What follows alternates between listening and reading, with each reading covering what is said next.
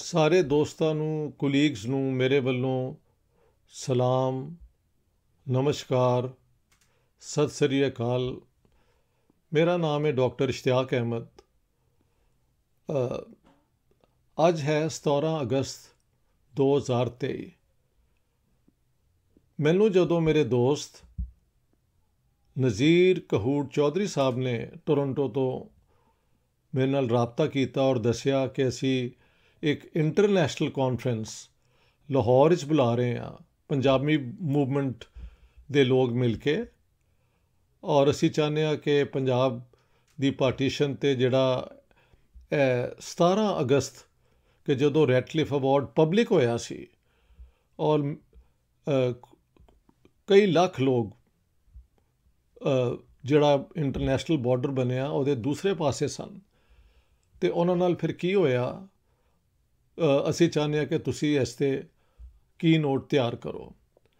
ਮੇਰੇ ਲਈ ਇਹ ਜ਼ਿੰਦਗੀ 'ਚ ਜਿਹੜੇ ਮੈਨੂੰ ਅਜ਼ਾਜ਼ ਮਿਲੇ ਨੇ ਉਹਨਾਂ 'ਚੋਂ ਇਹ ਬਹੁਤ ਵੱਡਾ ਅਜ਼ਾਜ਼ ਹੈ, ਅਤੇ ਮੈਂ ਸਭ ਦੋਸਤਾਂ ਦਾ, ਸਭ ਸਾਥੀਆਂ ਦਾ, ਸਭ ਕੁਲੀਗਸ ਦਾ ਦਿਲੋਂ ਸ਼ੁਕਰਗੁਜ਼ਾਰ ਹਾਂ। ਔਰ ਇਹ ਮੈਨੂੰ ਸਭ ਤੋਂ ਵੱਡੀ ਖੁਸ਼ੀ ਹੈ ਕਿ ਮੇਰੀ ਜ਼ਿੰਦਗੀ ਦੇ ਵਿੱਚ ਹੀ ਲਾਹੌਰ ਦੇ ਵਿੱਚ ਇਹ ਹਿੰਮਤ ਹੋ ਰਹੀ ਹੈ ਕਿ 17 ਅਗਸਤ ਨੂੰ ਜਿਹੜੇ ਪੰਜਾਬ ਦੇ ਸ਼ਹੀਦ ਨੇ, ਸ਼ਹੀਦ ਸਹੀ ਲਫ਼ਜ਼ ਹੈ ਉਹਨਾਂ ਲਈ, ਉਹ ਕੋਈ ਜੰਗ 'ਚ ਨਹੀਂ ਸਨ ਗਏ, ਉਹ ਆਪਣੇ ਘਰਾਂ 'ਚ ਬੈਠੇ ਸਨ ਔਰ ਉਹਨਾਂ ਨੂੰ ਲੱਭ ਕੇ ਲੋਕਾਂ ਨੇ ਮਾਰਿਆ। ਹਿੰਦੂ, ਮੁਸਲਮਾਨ, ਸਿੱਖ ਨਿਹੱਤੇ ਮਾਰੇ ਗਏ, ਬੱਚਿਆਂ ਨੂੰ ਨੇਜ਼ਿਆਂ 'ਤੇ ਚੁੱਕਿਆ ਗਿਆ, ਔਰਤਾਂ ਦੀ ਫਿਜ਼ੀਕਲ ਬਾਡੀ ਨੂੰ ਡਿਸਫਾਰਮ ਕੀਤਾ ਗਿਆ, ਬਜ਼ੁਰਗਾਂ ਦੇ ਨਾਲ ਕੋਈ ਰਹਿਮ ਨਹੀਂ ਕੀਤਾ ਗਿਆ, ਕੁੜੀਆਂ ਚੁੱਕ ਕੇ ਲੋਕ ਲੈ ਗਏ, ਔਰਤਾਂ ਚੁੱਕ ਕੇ ਲੈ ਗਏ। ਉਹ ਸਾਰਾ ਕਤਲੇਆਮ ਕਿਸ ਤਰ੍ਹਾਂ ਹੋਇਆ, ਮੈਂ ਆਪਣੀ ਕਿਤਾਬ ਦ ਪੰਜਾਬ ਬਲੱਡੀ ਪਾਰਟੀਸ਼ਨ ਐਂਡ ਕਲੈਂਸ ਵਿੱਚ 11 ਸਾਲ ਲਾ ਕੇ ਪੰਜਾਬ ਦੇ ਦੋਨੋਂ ਪਾਸੇ ਜਾ ਕੇ ਔਰ ਸਾਰੀ ਦੁਨੀਆ 'ਚ ਪੰਜਾਬੀਆਂ ਨੂੰ ਲੱਭ ਕੇ, ਬਲਕਿ ਇੱਕੋ ਪਿੰਡ, ਇੱਕੋ ਮਹੱਲੇ ਦੇ ਲੋਕ ਲੱਭ ਕੇ ਪੁਰਾਣੇ ਕੇਸਾਂ ਨੂੰ ਮੈਂ ਉਹਦੇ 'ਚ ਕਿਤਾਬ ਵਿੱਚ ਲਿਆਇਆ, ਜਿਹੜੇ ਹੁਣ ਲਮਸ ਦੀ ਜਿਹੜੀ ਇਹ ਪਾਰਟੀਸ਼ਨ ਆਰਕਾਈਵਜ਼ ਵਿੱਚ 90% ਉਹ ਸਾਰੇ ਤੁਸੀਂ ਸੁਣ ਸਕਦੇ ਹੋ। ਅਤੇ ਇਹ ਐਜ਼ਾਜ਼ ਮੇਰੇ ਲਈ ਜ਼ਿੰਦਗੀ ਦੇ ਬੜੇ ਵੱਡੇ ਐਜ਼ਾਜ਼ਾਂ 'ਚੋਂ ਇੱਕ ਹੈ, and so thank you very much. ਹੁਣ 17 ਮਾਰਚ ਮਾਰਟਰਸ ਡੇ, ਰਿਮੈਂਬਰਿੰਗ ਦ ਪਾਰਟੀਸ਼ਨ ਇਨ 1947, ਇਹ ਜਿਹੜਾ ਟੌਪਿਕ ਬਣਾਇਆ ਗਿਆ ਉਹ ਬਿਲਕੁਲ ਮੁਨਾਸਿਬ ਹੈ। ਇਹਦੀ ਥੋੜ੍ਹੀ ਬੈਕਗਰਾਊਂਡ ਤੁਹਾਨੂੰ ਮੈਂ ਦੱਸ ਦਿਆਂ ਕਿ ਇਹ ਸ਼ੁਰੂ ਹੋਇਆ ਸੀ, ਵੈਸੇ ਤਾਂ ਟੂ ਨੇਸ਼ਨ ਥਿਊਰੀ 1857 ਦੇ ਬਾਅਦ ਦੋਨੋਂ ਪਾਸਿਓਂ ਇਹਦਾ ਕੋਈ ਨਾ ਕੋਈ ਜ਼ਿਕਰ ਕਰਦਾ ਰਿਹਾ, ਅਤੇ ਬਲੇਮ ਗੇਮ ਬੜੀ ਮਜ਼ੇਦਾਰ ਹੋ ਸਕਦੀ ਹੈ ਜੇ ਤੁਸੀਂ ਆਪਣੀ ਪਸੰਦ ਦਾ ਪਹਿਲਾ ਬੰਦਾ ਲੱਭ ਲਓ ਅਤੇ ਫਿਰ ਦੂਸਰੇ ਪਾਸੇ ਜਾਓ। ਮੇਰੀ ਆਰਗੂਮੈਂਟ ਹੈ ਵੀ ਕਿ ਯੂ ਕੈਨ ਕੀਪ ਔਨ ਟੋਸਿੰਗ, ਲੇਕਿਨ 1937 ਦੇ ਬਾਅਦ ਸਿਆਸਤ ਦਾ ਰੁਖ ਇਸ ਤਰ੍ਹਾਂ ਵਧਿਆ ਕਿ ਅਖੀਰ ਵਿੱਚ ਮੁਸਲਿਮ ਲੀਗ ਨੇ 23-24 ਮਾਰਚ ਨੂੰ ਲਾਹੌਰ ਦੇ ਵਿੱਚ ਲਾਹੌਰ ਰੈਜ਼ੋਲੂਸ਼ਨ ਪਾਸ ਕੀਤਾ, ਜਿਹੜਾ ਬਾਅਦ ਵਿੱਚ ਪਾਕਿਸਤਾਨ ਰੈਜ਼ੋਲੂਸ਼ਨ ਦੇ ਨਾਂ ਤੋਂ ਮਸ਼ਹੂਰ ਹੋਇਆ। ਉਸ ਤੋਂ ਪਹਿਲੇ ਜਿਨ੍ਹਾਂ ਸਾਹਿਬ ਨੇ ਪੂਰੀ ਲੰਬੀ ਇੱਕ ਤਕਰੀਰ ਕੀਤੀ ਸੀ, ਕੋਈ 3-4 ਘੰਟੇ ਦੀ, ਜਿਹਦੇ 'ਚ ਹਰ ਉਹ ਆਰਗੂਮੈਂਟ ਜਿਹਦੇ 'ਚ ਉਹ ਇਹ ਸਾਬਤ ਕਰਨਾ ਚਾਹੁੰਦੇ ਸਨ ਕਿ ਹਿੰਦੂ ਔਰ ਮੁਸਲਮਾਨ ਕਦੀ ਅਮਨ ਨਾਲ ਇੱਕ ਮੁਲਕ ਰਹਿਣਗੇ, ਅਤੇ ਇਹਨੂੰ ਤੋੜੋ ਇੰਡੀਆ ਨੂੰ ਔਰ ਇੱਕ ਪਾਕਿਸਤਾਨ ਬਣਾਓ ਅਤੇ ਇੱਕ ਇੰਡੀਆ ਬਣਾਓ। ਉਹ ਉਹਨਾਂ ਨੇ ਕੀਤੀ। ਉਹਦੇ ਬਾਅਦ 7 ਸਾਲ ਇਹ ਟਰਾਈ ਕਰਦੇ ਰਹੇ ਔਰ ਫਿਰ ਆਖਿਰ ਵਿੱਚ ਪਾਰਟੀਸ਼ਨ 3 ਜੂਨ ਪਲਾਨ 1947 ਨੂੰ ਲਾਸਟ ਵਾਇਸਰਾਏ ਲਾਰਡ ਮਾਊਂਟਬੈਟਨ ਨੇ ਅਨਾਊਂਸ ਕਰਤੀ। ਇਹਦੇ ਤੋਂ ਪਹਿਲੇ ਅੰਗਰੇਜ਼ਾਂ ਦੀ ਕੋਸ਼ਿਸ਼ ਸੀ ਕਿ ਇੰਡੀਆ ਇਸ ਤਰ੍ਹਾਂ ਯੂਨਾਈਟ ਰਵੇ ਕਿ ਅੰਗਰੇਜ਼ਾਂ ਦੇ ਉਹ ਜਿਹੜੇ ਹੈ ਇਨਫਲੂਐਂਸ ਵਿੱਚ ਵੀ ਰਵੇ ਔਰ ਇੱਕ ਤਰ੍ਹਾਂ ਦੀ ਆਜ਼ਾਦੀ ਵੀ ਮਿਲ ਜਾਏ, ਲੇਕਿਨ ਜਦੋਂ ਦੇਖਿਆ ਕਿ ਇਹ ਨਹੀਂ ਹੋ ਸਕਦਾ ਤੇ ਫਿਰ ਉਹਦੇ 2 ਟੁਕੜੇ ਕਰਤੇ। ਔਰ 3 ਜੂਨ ਦੀ ਪਾਰਟੀਸ਼ਨ ਪਲਾਨ ਦੇ ਮੁਤਾਬਿਕ ਨਾ ਸਿਰਫ ਹਿੰਦੁਸਤਾਨ ਦੀ ਤਕਸੀਮ ਹੋਣੀ ਸੀ, ਬਲਕਿ ਪੰਜਾਬ ਔਰ ਬੰਗਾਲ ਦੀ ਵੀ ਹੋਣੀ ਸੀ। ਇਹਦੀ ਬੈਕਗਰਾਊਂਡ ਕੀ ਹੈ? ਜਦੋਂ ਮੁਸਲਿਮ ਲੀਗ ਨੇ ਔਰ ਜਿਨ੍ਹਾਂ ਸਾਹਿਬ ਨੇ ਪਾਰਟੀਸ਼ਨ ਹਿੰਦੁਸਤਾਨ ਦੀ ਡਿਮਾਂਡ ਕੀਤੀ, ਅਤੇ 1 ਹਫ਼ਤੇ ਬਾਅਦ ਲਾਹੌਰ ਦੇ ਵਿੱਚ ਹੀ ਸਰਦਾਰ ਸੁੰਦਰ ਸਿੰਘ ਮਜੀਠੀਆ ਨੇ ਕਿਹਾ ਕਿ ਜੇ ਮੁਸਲਿਮ ਲੀਗ ਹਿੰਦੁਸਤਾਨ ਨੂੰ ਆਪਣਾ ਮੁਲਕ ਨਹੀਂ ਸਮਝਦੀ, ਮੁਸਲਮਾਨ ਇਹ ਨਹੀਂ ਸਮਝਦੇ ਔਰ ਆਪਣਾ ਮੁਲਕ ਬਣਾਉਣਾ ਚਾਹੁੰਦੇ ਨੇ, ਤੇ ਫਿਰ ਪੰਜਾਬ ਦੇ ਉਹ ਇਲਾਕੇ ਜਿਨ੍ਹਾਂ ਵਿੱਚ ਸਿੱਖ ਔਰ ਹਿੰਦੂ ਮੈਜੋਰਿਟੀਜ਼ ਨੇ, ਅਸੀਂ ਕਦੀ ਪਾਕਿਸਤਾਨ ਦਾ ਹਿੱਸਾ ਨਹੀਂ ਬਣਨ ਦਿਆਂਗੇ। ਇਸੇ ਤਰ੍ਹਾਂ ਬੰਗਾਲ ਦੇ ਵਿੱਚ ਹਿੰਦੂ ਮਹਾਸਭਾ ਦੇ ਜਿਹੜੇ ਸਨ ਸ਼ਿਆਮਾ ਪ੍ਰਸਾਦ ਮੁਖਰਜੀ ਨੇ, ਉਹਨਾਂ ਨੇ ਵੀ ਕਿਹਾ ਕਿ ਜੇ ਹਿੰਦੁਸਤਾਨ ਦੀ ਮਜ਼ਹਬ ਦੀ ਬੁਨਿਆਦ 'ਤੇ ਤਕਸੀਮ ਹੁੰਦੀ ਹੈ ਤਾਂ ਫਿਰ ਬੰਗਾਲ ਦੀ ਵੀ ਹੋਏਗੀ। ਖੈਰ ਇਹ ਬਹਿਸ ਚੱਲਦੀ ਰਹੀ। ਜਿਨ੍ਹਾਂ ਸਾਹਿਬ ਅਖੀਰ ਤੱਕ ਕਹਿੰਦੇ ਰਹੇ ਕਿ ਇੰਡੀਆ ਨੂੰ ਪਾਰਟੀਸ਼ਨ ਕਰੋ, ਲੇਕਿਨ ਪੰਜਾਬ ਔਰ ਬੰਗਾਲ ਮੈਨੂੰ ਪੂਰਾ ਦਿਓ। 1944 'ਚ ਮਹਾਤਮਾ ਗਾਂਧੀ ਦੀ ਤੇ ਜਿਨ੍ਹਾਂ ਸਾਹਿਬ ਦੇ ਬੰਬੇ ਦੇ ਵਿੱਚ ਕੋਈ 17-18 ਦਫਾ ਮੁਲਾਕਾਤਾਂ ਹੋਈਆਂ ਕਿ ਕਿਸੇ ਤਰੀਕੇ ਨਾਲ ਇਹਨਾਂ ਦਾ ਕੋਈ ਸਮਝੌਤਾ ਹੋ ਜਾਏ। ਅਖੀਰ ਗਾਂਧੀ ਜੀ ਨੇ ਕਿਹਾ ਕਿ ਠੀਕ ਹੈ, ਅਸੀਂ ਪਾਕਿਸਤਾਨ ਲਈ ਤਿਆਰ ਹਾਂ, ਅੰਗਰੇਜ਼ ਚਲੇ ਜਾਣ, ਅਸੀਂ ਫਿਰ ਉਹਨੇ ਇਲਾਕਿਆਂ 'ਚ ਪਲੈਬਿਸਾਈਡ ਕਰਾ ਲਾਂਗੇ ਜਿੱਥੇ ਤੁਸੀਂ ਪਾਕਿਸਤਾਨ ਬਣਾਉਣਾ ਚਾਹੁੰਦੇ ਹੋ। ਜਿਨ੍ਹਾਂ ਸਾਹਿਬ ਨੇ ਕਿਹਾ ਜੀ ਬਿਲਕੁਲ ਠੀਕ ਹੈ, ਅਲਬੱਤਾ ਇਸ ਪਲੈਬਿਸਾਈਡ 'ਚ ਸਿਰਫ ਮੁਸਲਮਾਨ ਵੋਟ ਦੇ ਸਕਣਗੇ। ਇਸ ਦੇ ਉੱਤੇ ਫਿਰ ਫੈਸਲਾ ਨਾ ਹੋ ਸਕਿਆ, ਕਿਉਂਕਿ ਜੇ ਪੂਰੇ ਹਿੰਦੁਸਤਾਨ ਦੀ ਤਕਸੀਮ ਹੋ ਸਕਦੀ ਹੈ ਮਜ਼ਹਬ ਦੀ ਬੁਨਿਆਦ 'ਤੇ, ਇਹ ਮੁਸਲਮਾਨਾਂ ਲਈ ਜਿਹੜੀ ਇੱਕ ਮਾਈਨੋਰਿਟੀ ਸਨ 25%, ਲੇਕਿਨ ਕੁਝ ਇਲਾਕਿਆਂ 'ਚ ਉਹ ਮੈਜੋਰਿਟੀ ਸਨ, ਉੱਥੇ ਉਹ ਅਲੱਗ ਮੁਲਕ ਬਣਾਉਣਾ ਚਾਹੁੰਦੇ ਸਨ। ਅਤੇ ਫਿਰ ਉਹਨਾਂ ਇਲਾਕਿਆਂ 'ਚ ਜਿਹੜੇ ਮੁਸਲਿਮ ਮੈਜੋਰਿਟੀ ਏਰੀਆ ਸਨ, north western, north eastern India 'ਚ, ਉੱਥੇ ਜਿਹੜੇ ਹਿੰਦੂ ਸਿੱਖ ਸਨ, ਉਹ ਜੇ ਉਸ ਮੁਲਕ 'ਚ ਨਾ ਰਹਿਣਾ ਚਾਹੁਣ ਤਾਂ ਉਹਨਾਂ ਨੂੰ ਵੀ ਹੱਕ ਹੋਣਾ ਚਾਹੀਦਾ ਹੈ। ਗਾਂਧੀ ਜੀ ਨੇ ਜਦੋਂ ਪਲੀਡ ਕੀਤਾ, ਜਿਨ੍ਹਾਂ ਸਾਹਿਬ ਨੇ ਉਹਨੂੰ ਓਵਰ ਰੂਲ ਕਰਤਾ। ਔਰ ਲਾਰਡ ਵੇਵਲ ਜਿਹੜੇ ਉਸ ਜ਼ਮਾਨੇ ਦੇ ਵਾਈਸ ਰॉय ਸਨ, ਉਹਨਾਂ ਨੇ ਨੋਟ ਕੀਤਾ ਕਿ ਜਿਨ੍ਹਾਂ ਓਵਰ ਪਲੇਡ ਹਿਜ਼ ਹੈਂਡ, ਕਿਉਂਕਿ ਜੋ ਆਫਰ ਹੋ ਰਿਹਾ ਸੀ ਉਹੀ 47 ਵਿੱਚ ਫਿਰ ਬਾਅਦ ਵਿੱਚ ਪਾਕਿਸਤਾਨ ਨੂੰ ਮਿਲਿਆ। ਐਨੀ ਹਾਓ, ਲੇਕਿਨ ਉਹਦੇ ਬਾਅਦ ਇਹ ਹੋਇਆ ਕਿ ਖੂਨ ਖਰਾਬਾ ਜਿਹੜਾ ਹੋਇਆ ਉਹ ਸ਼ਾਇਦ ਅਵੋਇਡ ਹੋ ਸਕਦਾ ਸੀ। ਹੋਇਆ ਕਿ 3 ਜੂਨ 1947 ਨੂੰ ਪਾਰਟੀਸ਼ਨ ਪਲਾਨ ਲਾਰਡ ਮਾਊਂਟਬੈਟਨ ਨੇ ਅਨਾਊਂਸ ਕਰਤੀ, ਔਰ ਉਹਦੇ 'ਚ ਇਹ ਵੀ ਫੈਸਲਾ ਹੋਇਆ ਕਿ ਬੰਗਾਲ ਔਰ ਪੰਜਾਬ ਦੀ ਅਸੈਂਬਲੀਆਂ ਜਿਹੜੀਆਂ ਨੇ ਉਹ ਫੈਸਲਾ ਕਰਨਗੀਆਂ ਕਿ ਕਿਆ ਪੂਰਾ ਪੰਜਾਬ ਔਰ ਪੂਰਾ ਬੰਗਾਲ ਹਿੰਦੁਸਤਾਨ ਵਿੱਚ ਜਾਣਾ ਚਾਹੀਦਾ ਜਾਂ ਪਾਕਿਸਤਾਨ ਵਿੱਚ, ਜਾਂ ਇਹਨੂੰ ਪਾਰਟੀਸ਼ਨ ਕਰਨਾ ਚਾਹੀਦਾ। ਉਹਦਾ ਜਿਹੜਾ ਪ੍ਰੋਸੀਜਰ ਰੱਖਿਆ ਗਿਆ ਉਹ ਇਹ ਸੀ ਕਿ ਬੰਗਾਲ ਦੀ ਜਿਹੜੀ ਅਸੈਂਬਲੀ ਹੈ ਉਹਦੇ 'ਚ ਜਿਹੜੇ ਡਿਸਟ੍ਰਿਕਟ ਨੇ, ਹਿੰਦੂ ਮੈਜੋਰਿਟੀ, ਮੁਸਲਿਮ ਮੈਜੋਰਿਟੀ, ਉਹ 2 ਬਲਾਕ ਬਣ ਜਾਣਗੇ। ਉਹਨਾਂ 'ਚੋਂ ਇੱਕ ਵੀ ਬਲਾਕ ਜੇ ਵੋਟ ਦੇਵੇ partition, so it will be partition. ਇਸ ਤਰ੍ਹਾਂ ਹੀ ਪੰਜਾਬ ਵਿੱਚ Hindu majority district and Muslim majority districts, assembly ਦੇ ਦੋਨੋਂ ਜਿਹੜੇ ਬਲਾਕ ਬਣੇ ਨੇ, ਇੱਕ ਵੀ ਦੇ ਦੇਣਾ ਪਾਰਟੀਸ਼ਨ ਦੇ ਹੱਕ 'ਚ, ਤੇ ਫਿਰ ਉਹਦੀ ਪਾਰਟੀਸ਼ਨ ਹੋਏਗੀ। ਹੁਣ ਹੋਇਆ ਕਿ 21 ਜੂਨ ਨੂੰ ਬੰਗਾਲ ਅਸੈਂਬਲੀ ਦੇ ਜਿਹੜੇ ਹਿੰਦੂ ਮੈਜੋਰਿਟੀ ਡਿਸਟ੍ਰਿਕਟਸ ਨੇ, ਉਹਨਾਂ ਦੇ ਲੈਜਿਸਲੇਟਰਸ ਨੇ, ਉਸ ਬਲਾਕ ਨੇ ਪਾਰਟੀਸ਼ਨ ਦੇ ਹੱਕ 'ਚ ਵੋਟ ਦਿੱਤਾ, ਔਰ ਪੰਜਾਬ ਅਸੈਂਬਲੀ ਨੇ 23 ਜੂਨ ਨੂੰ ਜਿਹੜੇ ਹਿੰਦੂ ਸਿੱਖ ਮੈਜੋਰਿਟੀ ਡਿਸਟ੍ਰਿਕਟਸ ਨੇ, ਉਸ ਬਲਾਕ ਨੇ ਪਾਰਟੀਸ਼ਨ ਦੇ ਹੱਕ 'ਚ ਵੋਟ ਦਿੱਤਾ। ਅਤੇ ਅਸੀਂ ਇਹ ਕਹਿ ਸਕਦੇ ਹਾਂ ਕਿ 45-46 ਦੇ ਇਲੈਕਸ਼ਨ ਵਿੱਚ ਮੁਸਲਮਾਨਾਂ ਨੇ ਹਿੰਦੁਸਤਾਨ ਦੇ ਪਾਕਿਸਤਾਨ ਦੇ ਬਣਾਉਣ ਦੇ ਵਿੱਚ ਵੋਟ ਦਿੱਤਾ। ਕਾਂਗਰਸ ਨੇ ਉਸ ਜ਼ਮਾਨੇ 'ਚ ਹਿੰਦੂਆਂ ਨੂੰ ਕਨਵਿੰਸ ਕਰ ਲਿਆ ਕਿ ਤੁਸੀਂ ਯੂਨਾਈਟਿਡ ਇੰਡੀਆ ਦੇ ਹੱਕ 'ਚ ਵੋਟ ਦਿਓ, ਔਰ ਸਿੱਖਾਂ ਨੂੰ ਵੋਟ ਦਿੱਤਾ ਗਿਆ 45-46 ਦੇ ਇਲੈਕਸ਼ਨ ਵਿੱਚ। ਉਹਨਾਂ ਨੇ ਦਿੱਤਾ ਕਿ ਪੰਜਾਬ ਦੀ ਪਾਰਟੀਸ਼ਨ ਹੋਏਗੀ। ਹੁਣ ਜਦੋਂ ਕਿ 3 ਜੂਨ ਪਲਾਨ ਆ ਗਈ ਤੇ ਕਾਂਗਰਸ ਨੇ ਵੀ ਉਸ ਨੂੰ ਐਕਸੈਪਟ ਕਰ ਲਿਆ ਕਿ ਵੀ ਠੀਕ ਹੈ, ਫਿਰ ਹੁਣ ਜੇ ਪਾਰਟੀਸ਼ਨ ਹੁੰਦੀ ਹੈ ਤੇ ਵੀ ਆਰ ਰੈਡੀ। ਲੇਕਿਨ ਮਸਲਾ ਇਹ ਸੀ ਕਿ ਪਹਿਲੇ ਐਲਾਨ ਸੀ 20 ਫਰਵਰੀ 1947 ਦਾ, ਲਾਰਡ ਐਟਲੀ ਜਿਹੜੇ ਵਾਈਸ ਪ੍ਰਾਈਮ ਮਿਨਿਸਟਰ ਸਨ UK ਦੇ, ਕਿ ਜੂਨ 48 ਵਿੱਚ ਵੀ ਵਿਲ ਟਰਾਂਸਫਰ ਪਾਵਰ। ਲੇਕਿਨ ਹੁਣ 3 ਜੂਨ ਪਲਾਨ ਵਿੱਚ ਮਾਊਂਟਬੈਟਨ ਨੇ ਅੰਗਰੇਜ਼ਾਂ ਨੂੰ, ਬਾਕੀ ਹਕੂਮਤ ਨੂੰ ਕਨਵਿੰਸ ਕਰ ਲਿਆ ਕਿ ਛੇਤੀ ਇਹ ਪਾਰਟੀਸ਼ਨ ਅਨਾਊਂਸ ਕਰੋ ਔਰ ਇੱਥੋਂ ਨਿਕਲ ਜਾਓ। ਇਹ ਨਾ ਹੋ ਕਿ ਬਾਅਦ ਵਿੱਚ ਇੱਥੋਂ ਦੇ ਲੀਡਰ ਫਿਰ ਇਹਨਾਂ ਦਾ ਮਾਈਂਡ ਚੇਂਜ ਹੋ ਜਾਏ। ਮਾਊਂਟਬੈਟਨ ਨੇ ਪਹਿਲੇ ਨਹਿਰੂ ਨੂੰ ਕਾਰਨਰ ਕੀਤਾ, ਜਿਹੜਾ ਕਾਮਨਵੈਲਥ ਦੇ ਵਿੱਚ ਹੀ didn't want India to be part of the Commonwealth. ਉਹ ਇੰਡੀਪੈਂਡੈਂਟ ਰਹਿਣਾ ਚਾਹੁੰਦੇ ਸਨ ਇੰਡੀਆ ਵਾਲੇ।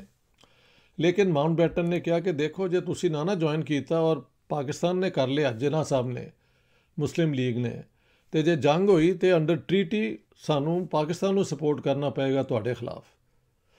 और नेहरू एंड वो फिर कॉर्नर हो गए। उधर जिन्ना साहब ने कहा कि देखो तुसी कॉमनवेल्थ ज्वाइन करना चाहते हो, मैं बहुत खुश हाँ, लेकिन यह ना होए कि तुहाडी एप्लीकेशन असी रिफ्यूज़ कर दईए, क्योंकि जे पाकिस्तान बन जाता है मैंबर और इंडिया नहीं बनता, तो फिर इंडिया जिहड़ा है उहदे खिलाफ जे तुसी जंग करो और तुहानू साडा साथ देना पे तो असी इंडिया नू अपने खिलाफ किस तरह कर लीए। वो तो फिर आस्ट्रेलिया तक लैंड वाटर रूट और ये और फिर सोवियत यूनियन नाल उन्हां दा झुकाव हो जाएगा। तो जिन्ना साहब ने कहा मैं तो सारी दुनिया च रौला पा देंगा कि असी तो अंग्रेज़ों को कभी अपोज ही नहीं किया। मैं पूरा कोट किया अपनी किताब में, तो सानू किस तरह बाहर रख सकते हैं। माउंटबेटन ने दोनों को कॉमनवेल्थ रहने का फैसला करवा लिया सी। 3 जून प्लान उस बुनियाद पर बनी सी।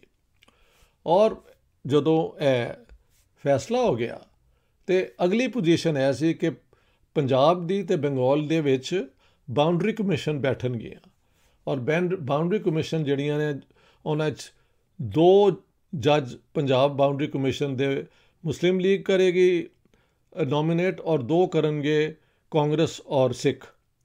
इस तरह ही बंगाल 2 जज करनगे कांग्रेस वाले तो 2 जज मुस्लिम लीग वाले। और यह सारी बाउंड्री कमीशन का चेयरमैन बनाया गया सिरल रैटक्लिफ नूं, जिहड़े एक मशहूर लॉयर सन। उन्होंने मुतलक फजूल जियां गल्लां बहुत कीतियां जांदियां ने, but I am going to put that all in perspective. खैर सिरल रैटक्लिफ केम और 21 जुलाई तो लैके 31 जुलाई तक पंजाब और बंगाल असैंबली दे विच जिहड़ियां मुख्तलिफ पार्टीज सन उन्होंने दसिया पंजाब नूं किस तरह डिवाइड किया जाए। मुस्लिम लीग का पॉइंट ऑफ व्यू सी कि जी तहसीलां जिहड़ियां टर्म्स ऑफ रेफरेंस सी contiguous Muslim, non-Muslim areas to be separated and given to Pakistan and India, and other factors will be taken into account.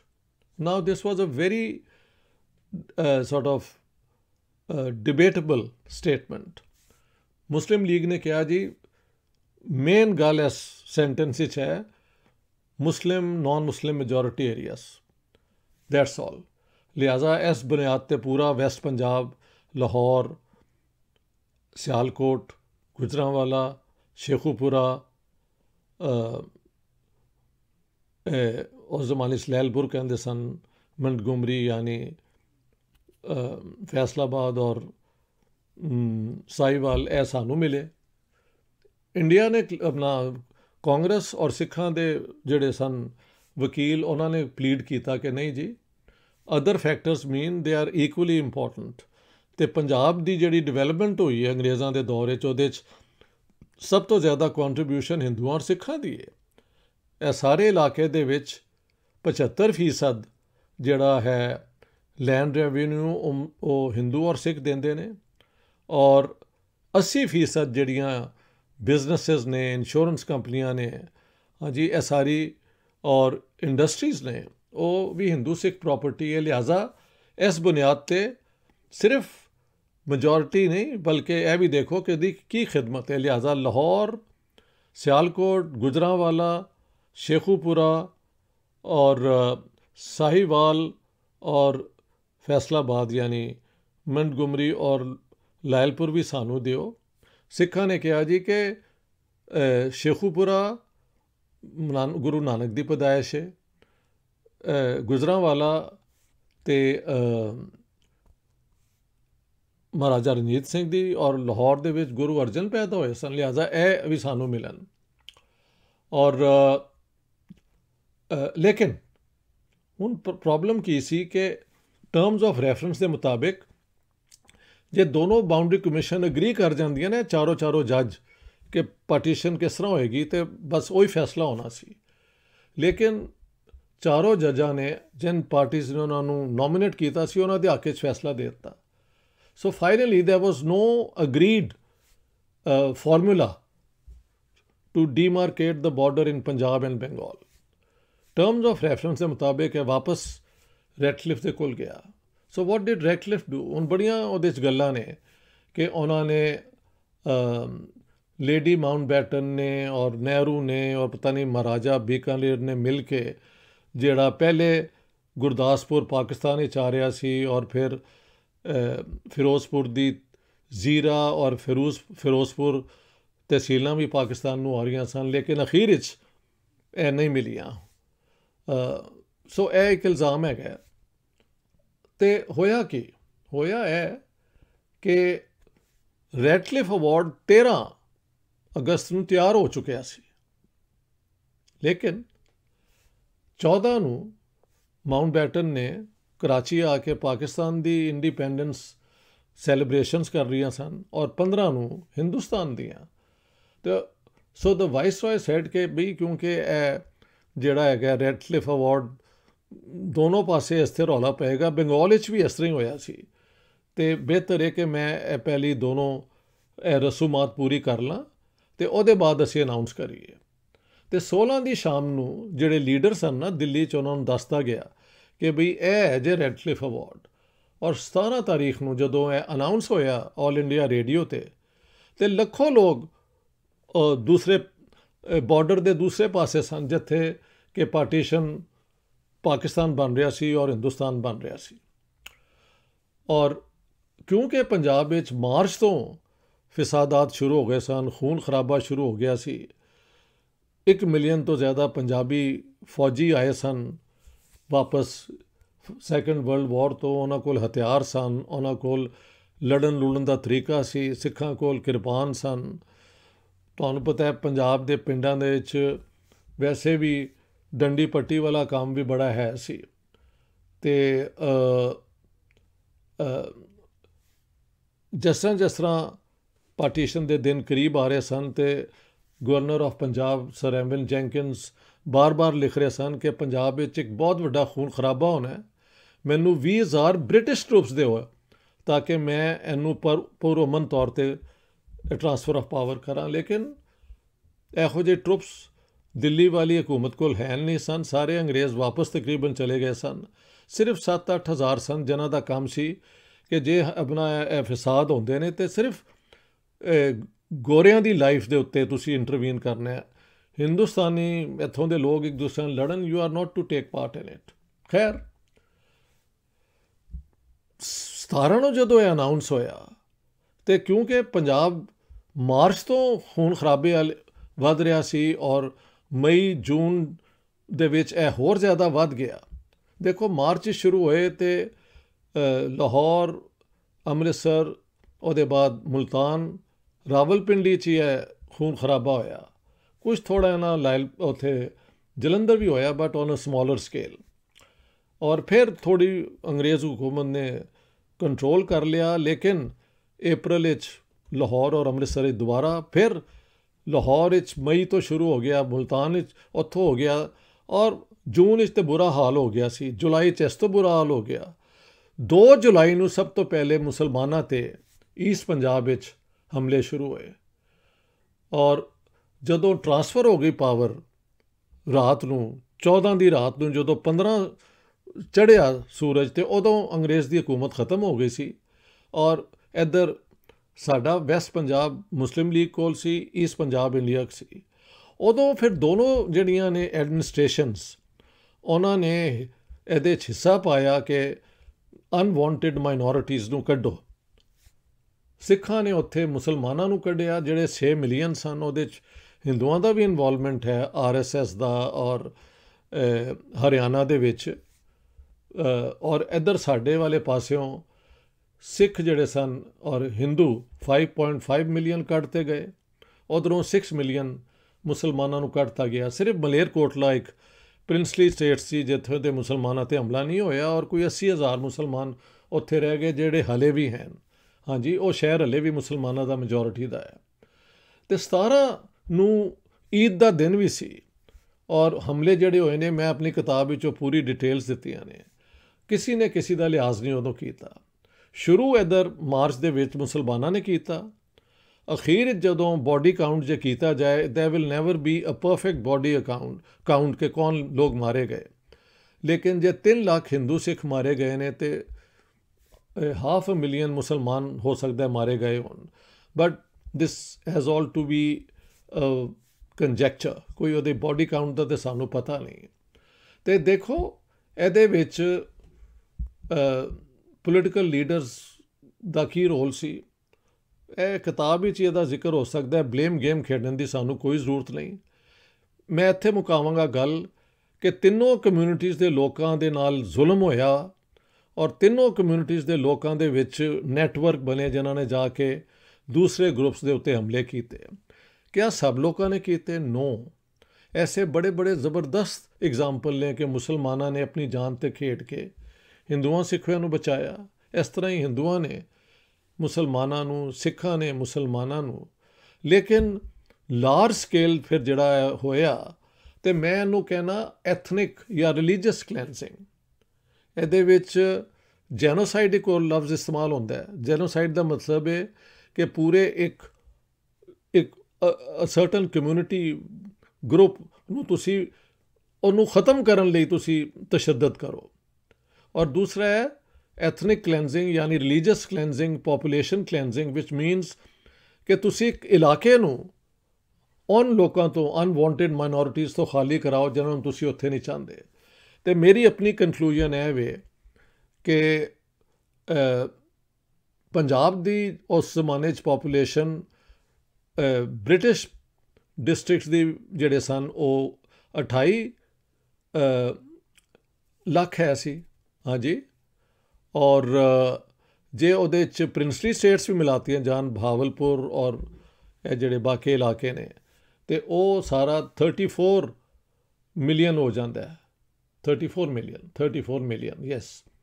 So 28 million ਸੀ British ਇਲਾਕਿਆਂ ਦਾ, and if you count the princely states 34 million. ਇਹਨਾਂ 'ਚੋਂ 8 ਲੱਖ ਹਿੰਦੂ, ਮੁਸਲਮਾਨ ਔਰ ਸਿੱਖ ਮਾਰੇ ਗਏ, ਔਰ 10 ਮਿਲੀਅਨ ਪੰਜਾਬੀਆਂ ਨੂੰ, ਹਿੰਦੂ, ਮੁਸਲਮਾਨ, ਸਿੱਖਾਂ ਨੂੰ ਆਪਣੇ ਘਰਾਂ ਤੋਂ ਭੱਜ ਕੇ ਤੇ ਦੂਸਰੇ ਪਾਸੇ ਲੈਣੀ ਪਈ ਪਨਾਹ। ਇਹਦੇ ਤੁਸੀਂ ਜੇ ਕੰਪੇਅਰ ਕਰੋ ਬੰਗਾਲ ਵਿੱਚ ਔਰ ਬਾਕੀ ਹਿੰਦੁਸਤਾਨ ਦੇ ਵਿੱਚ, ਬੰਗਾਲ ਵੀ ਪਾਰਟੀਸ਼ਨ ਹੋਈ ਲੇਕਿਨ ਅਗਸਤ 46 ਵਿੱਚ ਆਪਣਾ ਕਲਕੱਤੇ 'ਚ ਡਾਇਰੈਕਟ ਐਕਸ਼ਨ ਦੇ ਬਾਅਦ ਜਿਹੜਾ ਕਤਲੇਆਮ ਹੋਇਆ ਉਹਦੇ 10,000 ਨੇ। ਨੋਆਖਲੀ 'ਚ ਹੋਇਆ, ਫਿਰ ਬਿਹਾਰ ਵਿੱਚ ਇੱਧਰ ਉੱਧਰ ਹੋਇਆ, ਲੇਕਿਨ ਜੋ ਪੰਜਾਬ ਵਿੱਚ ਹੋਇਆ ਉਹ ਕਿਧਰ ਹੀ ਨਹੀਂ ਹੋਇਆ। ਸਾਰੇ ਹਿੰਦੁਸਤਾਨ ਵਿੱਚ ਕਿਹਾ ਜਾਂਦਾ 1 ਮਿਲੀਅਨ ਲੋਕ ਮਾਰੇ ਗਏ, ਹਿੰਦੂ, ਮੁਸਲਿਮ, ਸਿੱਖ। ਪੰਜਾਬ ਵਿੱਚ 8 ਲੱਖ ਮਾਰੇ ਗਏ, Hindu, Muslim, Sikh. So Punjabis the main sufferers during the partition. ਸਾਰੇ ਹਿੰਦੁਸਤਾਨ ਦੇ ਜਿਹੜੇ ਲੋਕਾਂ ਨੇ ਬਾਰਡਰ ਕ੍ਰਾਸ ਕੀਤਾ ਉਹ 12 to 15 ਮਿਲੀਅਨ ਕਾਊਂਟ ਹੁੰਦੇ ਨੇ, ਲੇਕਿਨ ਪੰਜਾਬ ਜਿਹਦੀ, ਔਰ ਉਸ ਜ਼ਮਾਨੇ 'ਚ ਹਿੰਦੁਸਤਾਨ ਦੀ ਪਾਪੂਲੇਸ਼ਨ 380 ਮਿਲੀਅਨ ਸੀ, ਪੰਜਾਬ ਦੀ ਸਿਰਫ 34 million if you include the princely states. ਇੱਥੋਂ 10 million people had to run. So 80% of the deaths, fatalities were from Punjab, and 75% of the forced migration ਜਿਹੜੀ ਹੋਈ ਉਹ ਵੀ ਪੰਜਾਬ ਵਿੱਚ ਹੋਈ। ਔਰ ਆਖਿਰ ਇਸ ਪੰਜਾਬ ਦੇ ਵਿੱਚ ਐਥਨਿਕ ਕਲੈਂਸਿੰਗ ਵੀ ਹੋਈ। ਬੰਗਾਲ ਦੇ ਵਿੱਚ, ਵੈਸਟ ਬੰਗਾਲ ਵਿੱਚ ਵੀ ਮੁਸਲਮਾਨ ਰਹਿ ਗਏ, ਔਰ ਈਸਟ ਬੰਗਾਲ ਵਿੱਚ ਵੀ ਬਹੁਤ ਹਿੰਦੂ ਸਿੱਖ ਰਹਿ ਗਏ, ਹਿੰਦੂ ਰਹਿ ਗਏ। ਉਹ ਬਾਅਦ ਵਿੱਚ ਉਹਨਾਂ 'ਤੇ ਹਮਲੇ ਹੁੰਦੇ ਰਹੇ, ਉਹ ਇੱਕ ਹੋਰ ਗੱਲ ਹੈ। ਲੇਕਿਨ 17 ਅਗਸਤ ਉਹ ਦਿਨ ਹੈ ਜਦੋਂ millions of people were on the wrong side. ਮਸਲਨ ਉਸ ਜ਼ਮਾਨੇ 'ਚ ਮੁਸਲਿਮ ਲੀਗ ਨੇ ਅੰਮ੍ਰਿਤਸਰ ਦੇ ਮੁਸਲਮਾਨਾਂ ਨੂੰ ਕਿਹਾ ਹੋਇਆ ਸੀ ਇਹ ਅੰਮ੍ਰਿਤਸਰ ਪਾਕਿਸਤਾਨੀ ਚਾਹੇ ਆਇਆ, ਅੰਮ੍ਰਿਤਸਰ ਨਾ ਆਇਆ ਤੇ ਪਾਕਿਸਤਾਨ ਕੰਪਲੀਟ ਨਹੀਂ ਹੈ। ਇੱਧਰ ਹਿੰਦੂਆਂ ਦਾ ਖਿਆਲ ਸੀ ਤੇ ਸਿੱਖਾਂ ਦਾ ਕਿ ਲਾਹੌਰ ਤੇ ਕਿਧਰੀ ਜਾਣਾ ਨਹੀਂ, ਅਸੀਂ ਤੇ ਲਾਇਲਪੁਰ ਵੀ ਲੈ ਲਾਂਗੇ ਤੇ ਸਾਹੀਵਾਲ ਵੀ ਲੈ ਲਾਂਗੇ, ਸਾਡੀ ਲੈਂਡਡ ਪ੍ਰੋਪਰਟੀ ਉੱਥੇ ਬਹੁਤ ਜ਼ਿਆਦਾ ਹੈ। ਹਾਲਾਂਕਿ ਮੈਜੋਰਿਟੀ ਫਿਰ ਵੀ ਮੁਸਲਮਾਨਾਂ ਕੋਲ ਲੈਂਡਡ ਪ੍ਰੋਪਰਟੀ ਸੀ, ਲੇਕਿਨ 13.2% Sikhs owned 38% of the land in the canal colonies. Gurdaspur is one area ਜਿਸ 'ਤੇ ਬੜਾ ਰੌਲਾ ਪੈਂਦਾ ਹੈ। ਉੱਥੇ ਕੀ ਹੋਇਆ ਦੇਖੋ, ਰੈਟਕਲਿਫ ਅਵਾਰਡ ਐਗਜ਼ੈਕਟਲੀ ਉਹੀ ਹੈ ਜਿਹੜਾ 7 ਫਰਵਰੀ 1946 'ਚ ਲਾਰਡ ਮਾਊਂਟਬੈਟਨ ਨੇ ਇੱਕ ਡੀਮਾਰਕੇਸ਼ਨ ਪਲਾਨ ਬਣਾਈ ਸੀ। ਉਸ ਤੋਂ ਪਹਿਲੇ 27 ਦਸੰਬਰ 1945 ਵਿੱਚ ਉਹਨੇ ਬ੍ਰੇਕਡਾਊਨ ਪਲਾਨ ਕਿ ਜੇ ਸਾਨੂੰ ਇੱਕਦਮ ਇੰਡੀਆ ਛੱਡਣਾ ਪਏ ਔਰ ਪਾਰਟੀਸ਼ਨ ਕਰਨੀ ਪਏ ਤੇ ਠੀਕ ਹੈ, ਮੁਸਲਮਾਨਾਂ ਨੂੰ ਮੁਲਕ ਦੇ ਦਿਓ। ਔਰ ਫਿਰ ਉਹਨੇ ਇਹ ਡੀਮਾਰਕੇਸ਼ਨ ਪਲਾਨ ਬਣਾਈ। ਤੁਸੀਂ ਜਾ ਕੇ ਚੈੱਕ ਕਰ ਲਓ ਮੇਰੀ ਕਿਤਾਬ ਵਿੱਚ, ਜੋ ਮਾਊਂਟਬੈਟਨ ਵੇਵਲ ਨੇ ਲਿਖਿਆ ਸੀ ਨਾ ਕਿ ਇਹ ਇਲਾਕੇ ਮੁਸਲਮਾਨ ਪਾਕਿਸਤਾਨ ਨੂੰ ਮਿਲਣਗੇ, ਉਹ ਹੀ ਮਿਲੇ। ਤੇ ਰੈਡਕਲਿਫ ਨੇ ਐਕਚੁਅਲੀ ਜਦ ਦੇਖਿਆ ਕਿ ਕਿਸੇ ਪਾਸਿਓਂ ਕੋਈ ਐਗਰੀਮੈਂਟ ਨਹੀਂ ਹੈ ਤੇ ਵਾਟ ਸ਼ੁੱਡ ਹੀ ਡੂ, ਫਿਰ ਉਹਨਾਂ ਨੇ ਜਿਹੜੀ ਇਹ ਸੀਕ੍ਰੇਟ ਟੌਪ ਸੀਕ੍ਰੇਟ ਪਲਾਨ ਸੀ ਨਾ 7 ਫਰਵਰੀ 1946 ਦੀ, ਵੇਵਲ ਉਹਨੂੰ ਅਪਲਾਈ ਕੀਤਾ ਟੂ ਪੰਜਾਬ ਔਰ ਉਸੇ ਨੂੰ ਇੱਕ ਮੋਡੀਫਾਈਡ ਫਾਰਮ ਵਿੱਚ ਬੰਗਾਲ ਵਿੱਚ ਕੀਤਾ। ਲਿਹਾਜ਼ਾ ਇਹ ਕਹਿਣਾ ਕਿ ਅਖੀਰ ਵਿੱਚ ਅੱਗੇ ਪਿੱਛੇ ਹੋ ਗਿਆ ਸੀ, yes the plan kept on changing from 7th 8th 9th 10th 11th 12th, ਲੇਕਿਨ 13 ਨੂੰ ਰੈਡਕਲਿਫ ਹੈਡ ਡਿਸਾਈਡਡ ਕਿ there was no other way, so let's accept the Wavell demarcation plan. ਉਹਦੇ ਮੁਤਾਬਿਕ ਪਾਰਟੀਸ਼ਨ ਹੋਈ ਹੈ। ਔਰ ਜਦੋਂ ਪਤਾ, ਔਰ ਉਹਨੇ ਕਿਹਾ ਸੀ ਕਿ ਅੰਮ੍ਰਿਤਸਰ ਡਿਸਟ੍ਰਿਕਟ ਜਿਹੜਾ ਹੈ ਉਹ 53% ਹਿੰਦੂ ਸਿੱਖ ਮੈਜੋਰਿਟੀ ਹੈ, ਉਹ ਤਾਂ ਇੰਡੀਆ ਜਾਇਆ ਜਾਏਗਾ, ਲੇਕਿਨ ਜੇ ਉਹ ਅੰਮ੍ਰਿਤਸਰ ਆ ਜਾਂਦਾ ਹੈ ਤੇ ਉਹਨੂੰ ਸਾਊਥ ਵਿੱਚ ਲਾਹੌਰ, ਵੈਸਟ ਦੇ ਵਿੱਚ ਗੁਜਰਾਂਵਾਲਾ, ਸ਼ੇਖੂਪੁਰਾ, ਨਾਰਥ ਵੈਸਟ ਵਿੱਚ ਸਿਆਲਕੋਟ, ਔਰ ਫਿਰ ਰਾਵੀ ਦੇ ਪਾਰ ਗੁਰਦਾਸਪੁਰ ਨਾਰਥ ਵਿੱਚ ਆ ਜਾਂਦਾ ਹੈ। ਤੇ Amritsar is surrounded on all sides by Pakistan, then ਉਹ ਤੇ ਮਿਲੀਟਰੀਲੀ ਡਿਫੈਂਸਿਬਲ ਨਹੀਂ ਹੋਏਗਾ। ਲਿਹਾਜ਼ਾ 3 ਤਹਿਸੀਲਾਂ ਜਿਹੜੀਆਂ ਨੇ ਗੁਰਦਾਸਪੁਰ ਦੀਆਂ, ਵੇਵਲ ਨੇ ਇੰਡੀਆ ਨੂੰ ਪਹਿਲੀ ਦੇ ਦਿੱਤੀਆਂ ਸਨ 46 ਵਿੱਚ, ਔਰ ਉਹੀ ਰੈਡਕਲਿਫ ਅਵਾਰਡ ਵਿੱਚ ਹੋਇਆ। ਲੇਕਿਨ who did Radcliffe award favor ultimately? I would say 99.9% the claims of the Muslim League. ਇਹ ਵੱਡੇ ਸ਼ਹਿਰ, ਇਹ ਪੂਰੇ ਡਿਸਟ੍ਰਿਕਟ, ਇਹ ਸਾਰੇ ਤਾਂ ਪਾਕਿਸਤਾਨ ਨੂੰ ਮਿਲੇ। ਸੋ ਇਹ ਜੇ ਬੈਕਗਰਾਊਂਡ ਕਿ ਰੈਡਕਲਿਫ ਅਵਾਰਡ ਜਿਹੜਾ ਡਿਕਲੇਅਰ ਹੋਇਆ ਉਹ ਦੇਰ ਨਾਲ ਹੋਇਆ ਕਿਉਂਕਿ ਮਾਊਂਟਬੈਟਨ ਨਹੀਂ ਸਨ ਚਾਹੁੰਦੇ, ਔਰ ਲੋਕਾਂ ਨੂੰ ਗਲਤ ਖਿਆਲ ਸੀ ਕਿ ਇਹ ਸਾਰੇ ਇਲਾਕੇ ਸਾਨੂੰ ਮਿਲ ਜਾਣਗੇ, ਹਿੰਦੂਆਂ ਸਿੱਖਾਂ ਨੂੰ। ਉਹਨਾਂ ਨੇ ਤੇ ਇਹ ਪਲੀਡ ਕੀਤਾ ਸੀ ਅਖੀਰ ਤੱਕਰ, nobody new until the 16th of August, ਲੇਕਿਨ ਉਹ ਚੰਦ ਲੋਕਾਂ ਨੂੰ ਬੁਲਾ ਕੇ ਉਹਨਾਂ ਨੂੰ ਦੱਸਿਆ ਸੀ, 17 ਨੂੰ ਇਹ ਪਬਲਿਕ ਹੋ ਗਿਆ। ਇਹਦੇ ਵਿੱਚ ਫਿਰ ਜਿਹੜਾ ਕਤਲੇਆਮ ਹੋਇਆ ਉਹ ਕਿਤਾਬਾਂ ਤੁਸੀਂ ਪੜ੍ਹ ਲਓ, ਤੁਸੀਂ ਹੁਣ ਤੇ ਦੋਨੋਂ ਪਾਸੇ ਮੈਂ ਦੇਖਿਆ ਲੋਕ ਜਾ ਜਾ ਕੇ ਰਿਕਾਰਡ ਵੀ ਕਰ ਰਹੇ ਨੇ ਇਸ ਹਿਊਜ ਟ੍ਰੈਜਡੀ ਨੂੰ। ਸੋ ਕਿਆ ਸਿੱਖਣਾ ਚਾਹੀਦਾ ਸਾਨੂੰ ਇਸ ਤੋਂ? ਜਿਹੜੀ ਗੱਲ ਸਿੱਖਣ ਵਾਲੀ ਹੈ ਉਹ ਇਹੀ ਹੈ ਕਿ 2 ਚੀਜ਼ਾਂ ਨੇ, ਦੁਨੀਆ 'ਚ ਜ਼ੁਲਮ ਹੋ ਜਾਂਦਾ ਹੈ। ਉਸ ਜ਼ਮਾਨੇ ਦਾ ਸਾਰਾ ਲਿਟਰੇਚਰ, ਮੰਟੋ ਪੜ੍ਹ ਲਓ, ਕ੍ਰਿਸ਼ਨ ਚੰਦਰ ਪੜ੍ਹ ਲਓ, ਰਾਜਿੰਦਰ ਸਿੰਘ ਬੇਦੀ ਪੜ੍ਹ ਲਓ, ਬਲਵੰਤ ਸਿੰਘ ਪੜ੍ਹ ਲਓ, ਖੁਸ਼ਵੰਤ ਸਿੰਘ ਪੜ੍ਹ ਲਓ, ਅਹਿਮਦ ਨਦੀਮ ਕਾਸਮੀ ਨੂੰ ਪੜ੍ਹ ਲਓ, ਅਸ਼ਫਾਕ ਅਹਿਮਦ ਨੂੰ ਪੜ੍ਹ ਲਓ, ਹੋਰ ਤੇ ਹੋਰ ਕੁਦਰਤੁੱਲਾ ਸ਼ਹਾਬ ਨੂੰ ਪੜ੍ਹ ਲਓ, ਰਾਮਾਨੰਦ ਸਾਗਰ ਦਾ ਜਿਹੜਾ ਗ੍ਰੇਟ ਨਾਵਲ ਹੈਗਾ ਔਰ ਇਨਸਾਨ ਮਰ ਗਿਆ ਉਹ ਪੜ੍ਹ ਲਓ, ਅਤੇ ਬਾਕੀ ਸ਼ਾਇਰ ਜਿਹੜੇ ਨੇ ਫੈਜ਼ ਸਾਹਿਬ ਦਾ ਦਾਗ ਦਾਗ ਉਜਾਲਾ, ਅੰਮ੍ਰਿਤਾ ਪ੍ਰੀਤਮ ਦਾ ਅੱਜ ਆਖਾਂ ਵਾਰਿਸ ਸ਼ਾਹ ਨੂੰ, ਔਰ ਇੱਕ ਨਜ਼ਮ ਹੈ ਸਾਹਿਰ ਦੀ ਜਿਹੜੀ ਲੋਕਾਂ ਨੇ ਨਜ਼ਰ ਨਹੀਂ ਪਾਈ ਲੇਕਿਨ ਉਹ ਬਹੁਤ ਵੱਡੀ ਪਾਰਟੀਸ਼ਨ ਤੇ ਕ੍ਰਿਟਿਸਿਜ਼ਮ ਹੈ, ਉਹ ਹੈ ਮੁਫਾਹਮਤ ਦ ਕੰਪਰੋਮਾਈਜ਼, ਉਹ ਵੀ ਤੁਸੀਂ ਪੜ੍ਹੋ। ਅਤੇ ਲਿਟਰੇਚਰ 'ਤੇ ਇਹਦਾ ਬੜਾ ਜ਼ਿਕਰ ਸੀ, ਇਸ 'ਤੇ ਰਿਸਰਚ ਨਾ ਹੋ ਸਕੀ ਕਿਉਂਕਿ neither the British government nor the Indian government nor the Pakistani government wanted this to be brought to the public. ਅੱਜ ਤੱਕ ਉਨ ਲੋਕਾਂ ਨੂੰ ਨਾ ਕੋਈ ਟਰਾਇਲ ਹੋਇਆ, ਨਾ ਕੋਈ ਟ੍ਰਾਈਬੂਨਲ ਬੈਠਾ ਜਿਹੜਾ ਦੱਸੇ ਕੀ ਹੋਇਆ ਸੀ। ਲੇਕਿਨ ਹੁਣ ਹਿੰਮਤ ਕਰਕੇ ਪੰਜਾਬੀ ਮੂਵਮੈਂਟ ਦੇ ਦੋਸਤਾਂ ਨੇ ਪਹਿਲੀ ਦਫਾ ਕਾਨਫਰੰਸ ਲਾਹੌਰ ਵਿੱਚ ਕਰਵਾ ਰਹੇ ਨੇ, ਔਰ ਮੈਂ ਸਮਝਣਾ ਇਹਦੇ ਬਾਅਦ ਹਰ ਸਾਲ ਇਹ ਕਾਨਫਰੰਸ ਹੋਣੀ ਚਾਹੀਦੀ ਹੈ।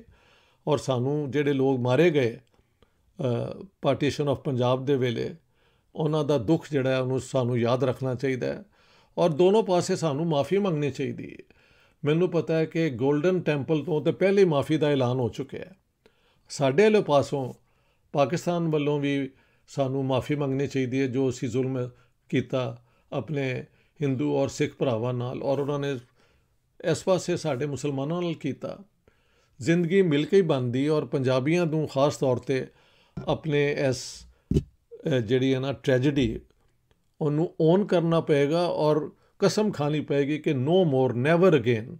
ਨਾ ਅਸੀਂ ਹਿੰਦੁਸਤਾਨ ਔਰ ਪਾਕਿਸਤਾਨ ਦੀ ਜੰਗ ਚਾਹੁੰਦੇ ਹਾਂ ਪੰਜਾਬ ਵਿੱਚ, ਅਸੀਂ ਅਮਨ ਚਾਹੁੰਦੇ ਹਾਂ, ਅਸੀਂ ਪਿਆਰ ਚਾਹੁੰਦੇ ਹਾਂ। ਅਸੀਂ ਤੇ ਇੱਥੇ ਓਪਨ ਟ੍ਰੇਡ ਚਾਹੁੰਦੇ ਹਾਂ, ਲੋਕਾਂ ਦਾ ਆਉਣ ਜਾਣਾ ਸ਼ੁਰੂ ਕਰਨਾ ਚਾਹੀਦਾ ਹੈ। ਮੇਰੀ ਇਹ ਇੱਕ ਬਰਾਦਰਾਨਾ ਤੁਹਾਡੇ ਨਾਲ ਐਡਵਾਈਸ ਹੈ ਕਿ ਤੁਸੀਂ ਇਸ ਦੇ ਬਾਅਦ ਇਹ ਹੀ ਡਿਮਾਂਡ ਸ਼ੁਰੂ ਕਰੋ ਕਿ relax the borders, let Punjabis meet. 65 plus ਤੋਂ ਸ਼ੁਰੂ ਕਰੋ ਔਰ ਦੇਖੋ ਦੋਨੋਂ ਪਾਸੇ ਲੋਕ ਜਾ ਕੇ ਜਦ ਮਿਲਣਗੇ ਤੇ ਕਿੰਨੇ ਦੁੱਖ ਜਿਹੜੇ ਨੇ ਉਹ ਆਪਣੇ ਆਪ ਹੀ ਖਤਮ ਹੋ ਜਾਣਗੇ ਔਰ ਲੋਕ ਇੱਕ ਦੂਸਰੇ ਨਾਲ ਗਲੇ ਮਿਲਣਗੇ। ਬਹੁਤ ਬਹੁਤ ਸ਼ੁਕਰੀਆ ਦੋਸਤੋ ਮੈਨੂੰ ਇਨਵਾਈਟ ਕਰਨ ਦਾ। ਬਹੁਤ ਕੁਝ ਕਿਹਾ ਜਾ ਸਕਦਾ ਸੀ ਲੇਕਿਨ ਟਾਈਮ ਦੀ ਲਿਮਿਟ ਵੀ ਹੈ ਸੀ ਤੇ ਮੈਂ ਉਹ ਅਸੈਂਸ਼ੀਅਲ ਚੀਜ਼ਾਂ ਦਾ ਹੀ ਜ਼ਿਕਰ ਕੀਤਾ ਜਿਹੜੀਆਂ ਜਿਨ੍ਹਾਂ ਦਾ ਜ਼ਿਕਰ ਬੜਾ ਲਾਜ਼ਮੀ ਹੈ। And ones again my very best ਵਿਸ਼ੇਸ ਟੂ ਦ ਆਰਗੇਨਾਈਜ਼ਰਸ ਔਰ ਜਿਹੜੇ ਵੀ ਕੋਲੀਗ ਇਹਦੇ 'ਚ ਬੋਲ ਰਹੇ ਨੇ ਉਨ ਸਭ ਨੂੰ ਮੇਰਾ ਸਲਾਮ। ਔਰ ਮੈਂ ਬਹੁਤ ਖੁਸ਼ ਹਾਂ ਕਿ ਬਾਕੀ ਲੋਕ ਵੀ ਇਹਦੇ 'ਚ ਹਿੱਸਾ ਲੈ ਰਹੇ ਨੇ ਔਰ ਹਮੇਸ਼ਾ ਪੰਜਾਬੀਆਂ ਦੀ ਇਹ ਜਿਹੜੀ ਟ੍ਰੈਜੇਡੀ ਹੈ ਉਹਦਾ ਜ਼ਿਕਰ ਚੱਲਦਾ ਰਹੇਗਾ ਔਰ ਕੋਸ਼ਿਸ਼ ਹੋਏਗੀ ਕਿ ਦੁਬਾਰਾ ਕਦੀ ਇਸ ਕਿਸਮ ਦਾ ਕੋਈ ਅਮਲ ਨਾ ਸਾਡੇ ਇਲਾਕੇ 'ਚ ਹੋਏ।